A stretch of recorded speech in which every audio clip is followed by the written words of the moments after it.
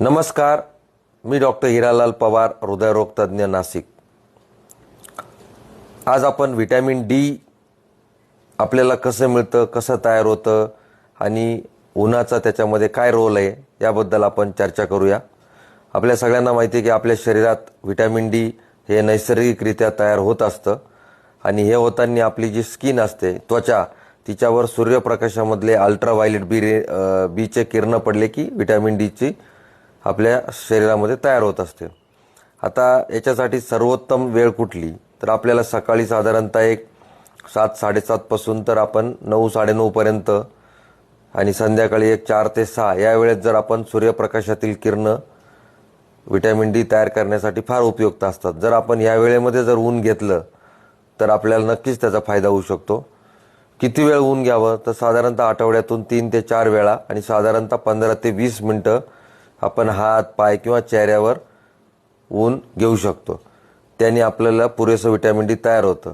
परंतु हे ऊन घेताना आपल्याला काही सावधगिरी बाळगणं गरजेचं आहे। आपण जास्त वेळ उन्हात जर बसलो तर आपल्याला स्किनचं नुकसान होऊ शकतं, ज्याच्यामध्ये सनबर्न्स किंवा टॅनिंग याचा धोका होऊ शकतो आणि जास्त सनस्क्रीन जर लावले तरीसुद्धा व्हिटॅमिन डी तयार होणं कमी होऊन जातं। खूप गडद रंगाच्या जे त्वचा असतात त्याच्यात सुद्धा व्हिटॅमिन डीचं प्रमाण कमी असतं किंवा त्यांना मग खूप जास्त ऊन घ्यावं लागतं।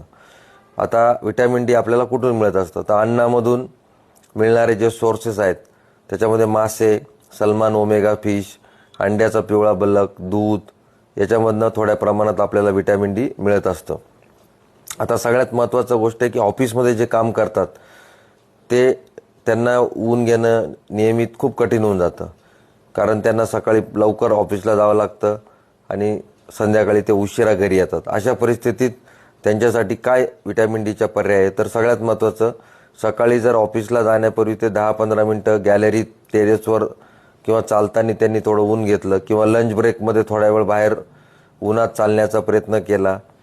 त्यानंतर आहारामधून त्यांना दूध, ताक, अंडी, मासे हे जर त्यांनी घेतले, सप्लिमेंट्स जर तुमचं ब्लड टेस्ट केलं आणि त्याच्यामध्ये व्हिटॅमिन डी खूप कमी आढळलं तर आपण डॉक्टरांच्या सल्ल्याने व्हिटॅमिन डीचे सप्लिमेंट्स घेतो, ज्यामध्ये सॅचेट्स असतात, काही गोळ्या असतात किंवा कधीकधी इंजेक्शन्स पण दिले जातात। आता अजून व्हिटॅमिन डी आपल्याला वाढवण्यासाठी आपण वीकेंड स्ट्रॅटेजीचा विचार करू शकतो, ज्यामध्ये शनिवार रविवार आपल्याला थोडा फ्री टाईम असतो, त्यावेळेत आपण उन्हात फिरणं, ट्रेकिंग करणे, चालणे याचा जर आपण फायदा घेतला तर आपल्याला नक्कीच व्हिटॅमिन डीचं सप्लिमेंट मिळू शकतात।